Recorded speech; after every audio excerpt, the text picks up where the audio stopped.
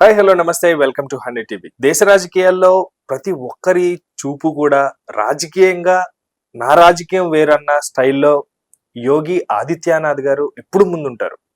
ఏది చేసినా సంచలనమే, ఏది చేయాలనుకున్నా ప్రభంజనమే.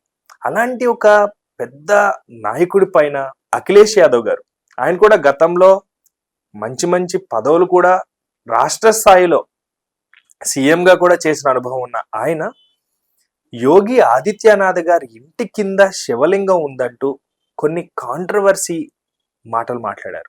అయితే అది దానిలో వాస్తవాలు ఎంత, లేకపోతే దానికి సంబంధించినటువంటి విషయాలు మనతో మాట్లాడడానికి సినీ జర్నలిస్ట్, స్పిరిచువల్ కోచ్ జగదేవ్ గారు మనతో ఉన్నారు. సార్తో మాట్లాడే విషయాలు తెలుసుకుందాం. నమస్తే అండి.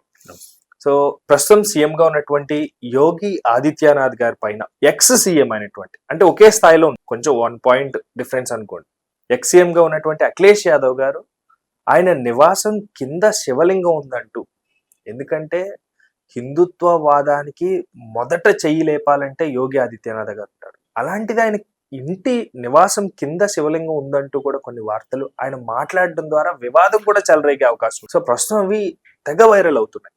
సో వాస్తవం ఏంటి సార్? ఆయన ఏ ఉద్దేశంతో చేశారు? యాక్చువల్గా మాజీ ముఖ్యమంత్రి అఖిలేష్ యాదవ్ గారు ఆ వ్యాఖ్యలు చేయడానికి కారణం ఏంటంటే, రీసెంట్ గా సంభల్ ఒకటే కాదు, బీహార్, ఉత్తరప్రదేశ్ వ్యాప్తంగా కూడా మీరు గత 4-5 ఏళ్ళుగా చూస్తే ఒక దగ్గర ఒక మసీదులో లోపల ఇల్లు ఉన్నాయి వాళ్ళకి, తవ్వకాలు చూస్తే లోపల గుడి బయటపడింది. ఇంకొక దగ్గర మినార్స్ ఉంటాయి మసీదుకి సంబంధించిన, మినార్స్ తవ్వకాలు చూస్తే అక్కడ ఒక చిన్న వినాయకుడి విగ్రహాలు అవి బయటపడ్డాయి. అలాగా ప్రతిదీ కూడా హైందవ క్షేత్రాలు, హిందూ దేవాలయాలకు సంబంధించిన వాటి మీద వీరు కప్పెట్టేసి కూల్చేసి కట్టారనేది కొంతమంది అభియోగం. ఆ అభియోగం తగ్గట్టుగానే ఇవన్నీ బయటపడుతుంది. ఇలా బయటపడినప్పుడు ఏం చేస్తున్నారంటే, వాళ్ళు ఒక్కసారి పుట్టుపూర్వోత్తరాల్లోకి వెళ్ళి వాళ్ళకి కొంత చెల్లింపు చేసి, వాళ్ళకి ఇంకో దగ్గర ఏదైనా ప్లేస్ కేటాయించి ఇల్లు కట్టించి, లేదా ఇల్లు కట్టుకోవడానికి ధనము ప్లేస్ ఇచ్చి అవి హిందూ దేవాలయాలు కైవసం చేసుకోవడం జరుగుతుంది. ఇది ఈ సంస్కృతి గత 4-5 ఏళ్ళుగా బాగా ఎక్కువగా ప్రాచుర్యంలోకి వచ్చింది. ఎప్పుడు వచ్చిందంటే, ఈవెన్ రామ మందిరం కోసం కేసు గెలవడం, దానికి అనుకున్నట్టుగానే మోదీ గారి హయాంలోనే అది కట్టడము, ఓపెన్ చేయడము అన్ని. అయితే ఈ రామ మందిరం వ్యవహారం కూడా అలాంటిదే. రామ మందిరం స్వామి శ్రీరామచంద్ర ప్రభు అక్కడ నడయాడిన ప్రదేశము, అక్కడ దేవాలయం ఉండేది. ఆ దేవాలయంని కూలగొట్టి అక్బరో బాబరో మొఘలులు పరిపాలించే టైంలో దాని మీద ఒక మసీదు కట్టారని ఒక ఆరోపణ, అభియోగం. దానికి 92 డిసెంబర్ 6 అనుకుంటా మొన్న జరిగిపోయింది, బ్లాక్ డే అనేవారు. 92 డిసెంబర్ 6 ఇప్పుడు బాబ్రీ మసీదు కూల్చివేత జరిగింది. తర్వాత అప్పటి నుంచి కూడా దానికి ఇప్పటికీ ఈ విహెచ్పి వాళ్ళని కానీ, ఆర్ఎస్ఎస్ వాళ్ళ ప్రమేయం కొంత ఉందని, లేదంటే బీజేపీలో కొంతమంది పెద్దల ప్రమేయం ఉందని రకరకాల వాదనలు ఇది ఉన్నాయి. మొత్తానికి పుట్టు పూర్వోత్తరాల నుంచి ఎక్కడ స్థలంలో ఉండి దొరికే కొన్ని మూలాలు బట్టి ఆ స్థలం వెనక్కి అన్ని చేసి, ప్రధానంగా survey of India, archaeology survey of India అని ఏఎస్ఐ అంటుంది, ఆ ఆర్కియాలజీ డిపార్ట్మెంట్ వాళ్ళు సక్రమంగా పనిచేసి దానికి మూలాలు ఏంటి, దీనికి కారణం ఇది తెలుసుకుని ప్రయత్నం చేసి కోర్టులో కొన్ని సంవత్సరాలుగా వాదనలు వినిపించి దానికి సరైన ఆధారాలు చూపించి అన్ని సాక్ష్యాధారాలు సేకరించిన తర్వాత సుప్రీం కోర్టులో కూడా 5గురు ఉన్న జడ్జి బెంచ్ లో కూడా ఒకరు తటస్థంగా ఉండిపోతే, ఒకరు ఒకవైపు మాట్లాడితే మిగతా 3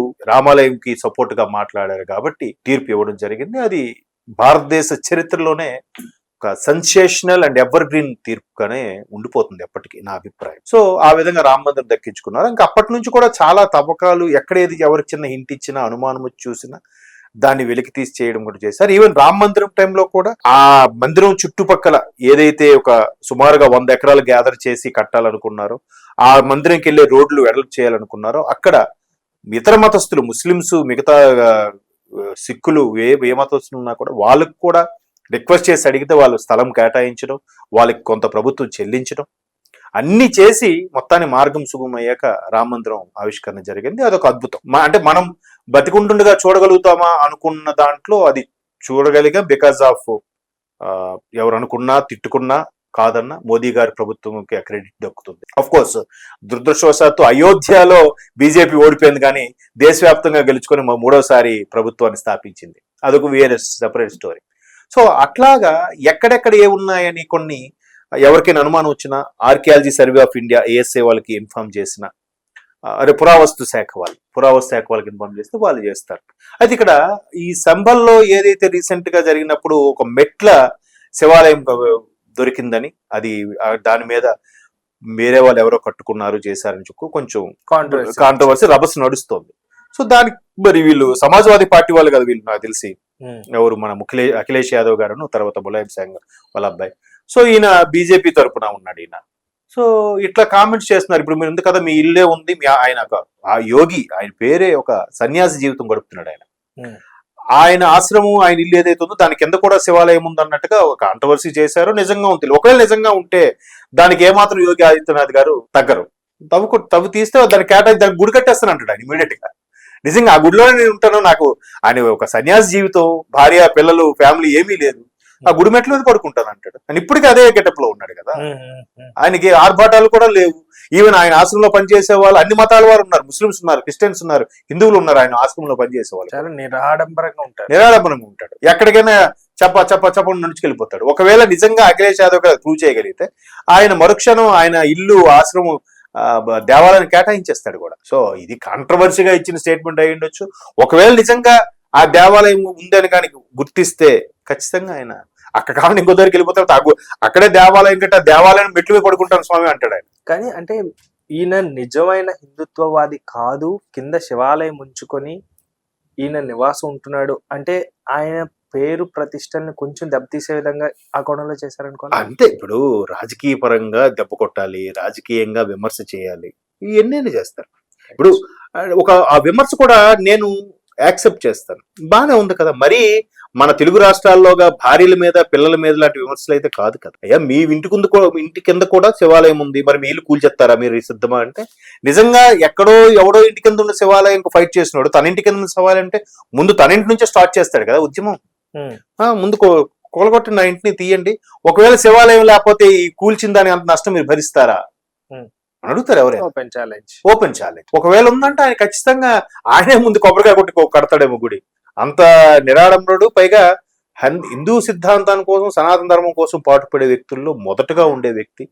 ఈవెన్ మూడోసారి ఎన్డీఏ కూటమి వస్తుందంటే ఆయనే ప్రధాని అవుతాడన్నట్టు కూడా చాలా వ్యాఖ్యలు వినిపించాయి. ఈ మూడోసారికి బీజేపీ పార్టీకి కూడా కొన్ని సిద్ధాంతాలు ఉన్నాయి. ఎవరికి కూడా 2 ఏళ్ల పదవులు ఉండకూడదని, ఎవరు కూడా 70 ఏళ్ళు ఎంతో దాటితే ఇంకా పదవిలో ఉండకూడదని, అంటే వాళ్ళు గౌరవంగా వేరే గవర్నర్ వైపు కానీ రాష్ట్రపతి గారిని మళ్లించాలని, లేదంటే పార్టీ సేవల కోసం వినియోగించాలని, లేదంటే 2 పర్యాయం చేస్తే మూడోసారి ఇంకోళ్ళు కేటాయించాలని కొన్ని నియమ నిబంధనలు పెట్టుకున్నాయి బీజేపీ. సో అలాంటి సందర్భాల్లో మోడీ గారు ఒక 70 ఏళ్ళు నిండిన తర్వాత ఆయన తప్పుకుంటే యోగి గారికి ఇవ్వచ్చనే ఆలోచనలో కూడా ఉన్నారు. పార్టీ అంతా కూడా, దేశం అంతా కూడా యోగి గారి నాయకత్వంలో నడడానికి సిద్ధపడుతుందంటే ఆయన ఎంత సమర్థుడో చూడండి, ఎంత సిద్ధహస్తుడో ఎంత సమర్థుడో. నిజంగా పేరులోనే ఒక యోగి ఉంది. సో కాబట్టి అంత పటిమ అంటే అంత ప్రతిభ ఉన్న నాయకుడు కూడా అంతే కదా. ఈవెన్ బ్రహ్మం గారి దగ్గర కూడా ఎక్కడో రాజీ ఉందంట, అంటే దేశం ఇబ్బందుల పరిస్థితులు ఉన్నప్పుడు సిద్ధులు, యోగులు, సన్యాసులే దేశాన్ని పరిపాలించే పరిస్థితులు కూడా వస్తాయని కూడా ఉందంట. మేబీ ఆ కాలం ఈయనతోనే స్టార్ట్ అవుతుందేమో, ఎవరికి తెలుసు. Thank you sir, thank you so much. So చూసారు కదా వ్యూవర్స్, విమర్శ ఏదైనప్పటికీ కూడా వాస్తవాలు ఏంటి కాదు అనేది ప్రతి ఒక్కరు కూడా బేరీజ్ వేసుకోవాలి. సో సార్ మాటలు విన్న తర్వాత మీరేమనుకుంటున్నారో కమెంట్స్ ద్వారా కమెంట్ సెక్షన్ లో మీ అమూల్యమైన కమెంట్స్ మెన్షన్ చేస్తారని సెలవు తీసుకుంటాం. బాయ్.